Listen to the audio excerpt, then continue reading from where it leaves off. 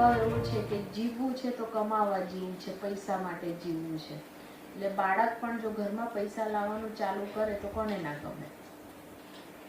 પરંતુ બાળક જ્યારે નાનપણથી એના માનસ પટલ પર જેવી છાપ લગાવવામાં આવે કે આપણે જીવીએ છીએ પૈસા કમાવા માટે, આપણું જીવન ધોરણ ગમે તેવું હોય એની પર ધ્યાન એનું જતું નથી. મેઇન વસ્તુ બાળકોનો ઇસ્યુ એ છે કે બાળકનો યુઝ કરીને જ્યારે ઘરમાં પૈસા લાવવામાં આવે છે તો બાળકનું જીવન ધોરણ સારું રહેતું નથી અથવા બાળકની જીવનશૈલી સારી રહેતી નથી. બાળક પૈસા લાવે ઇટ્સ ઓકે. આપણે કોઈને જ્યારે બાળકને જ્યારે નોકરી આપે છે તો આપણને બહુ એમ લાગે કે ચલો એ બાળકને કમાવાનું કરી દીધું, બાળક હવે જાતે કમાશે, જાતે ખાશે, કોઈની સામે એને હાથ નહીં ફેલાવવો પડે.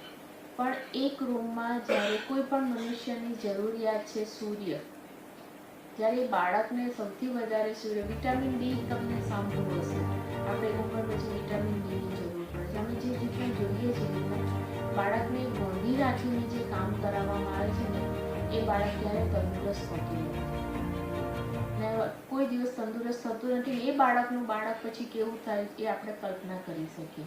એમની માનસિકતા સારી હોતી નથી અને એ માનસિકતા સાથે એ બાળક જ્યારે જુવાન થાય છે એ બાળક સમાજમાં કેવું વ્યક્તિ ઊભું કરે છે અથવા થાય છે એ આપણે ખાસ ધ્યાન દોરવાનું છે. ઔદ્યોગિક એકમમાંથી પધારેલા પ્રતિનિધિઓનું આ તબક્કે સ્વાગત કરું છું, સૌને નમસ્કાર કરું છું. આજનો આ દિવસ જે આપણે અહીંયા એક કાર્યક્રમ રાખેલો છે કે ખરેખર તો વિશ્વ બાળ મજૂર વિરોધી દિવસ તરીકે આપણે 12મી જૂનના દિવસે કાર્યક્રમ રાખતા હોઈએ છીએ, પણ કાલે જે કંઈ દુર્ઘટના થઈ છે અમદાવાદ ખાતે એટલા માટે એ પ્રોગ્રામ પોસ્ટપોન કરીને આપણે આજે રાખ્યો છે. એટલે સૌપ્રથમ તો જે ગઈકાલની દુર્ઘટનામાં મૃતક આત્માઓ છે એમને હું શ્રદ્ધાંજલિ પાઠવું છું અને આજના કાર્યક્રમને આપણે આગળ ધપાવીએ. આજના જે કાર્યક્રમની મહત્ત્વની બાબત એ છે કે સમસ્ત વિશ્વમાં બાળ મજૂર વિરોધી એક અભિયાન ચલાવવામાં આવે છે ઘણા વખતોથી. ધનાઢ્ય દેશોમાં, યુરોપના દેશોમાં, અમેરિકા જેવી કન્ટ્રીમાં તો બાળ મજૂરોનું પ્રમાણ નહિવત હશે, પણ એશિયાની જે આપણા ભારત સહિતની અમુક કન્ટ્રીઝ છે ત્યાં બાળ મજૂરોનું પ્રમાણ ખૂબ વધારે છે.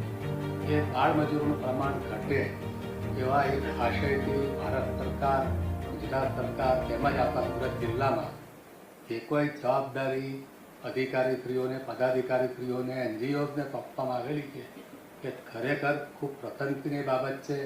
કારણ કે બાળ મજૂરોને જો આપણે બાળ મજૂરી કરતાં નહીં રોકશું તો એ બિચારા બાળકોનું આખું જીવન આગળ ચૂકાઈ જતું હોય છે.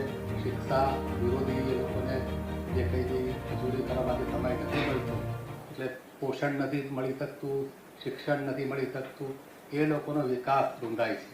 અને બાળ મજૂરોનો જે વિકાસ રૂંધાય છે એ ખરેખરની આખી વિપરીત અસર આપણા આખા દેશ ઉપર પડે છે. આખા દેશને આપણે આમાં પાછળ લઈ જઈએ છીએ. એટલા માટે જે બાળ મજૂરીનો વિરોધી દિવસને આજે આપણે જે આ કાર્યક્રમ રાખીને સમજણ આપવા માટે અહીંયા ભેગા થયા છે એ ખૂબ મહત્ત્વનો એક દિવસ છે અને આપણે એમાં ખૂબ ઊંડાણ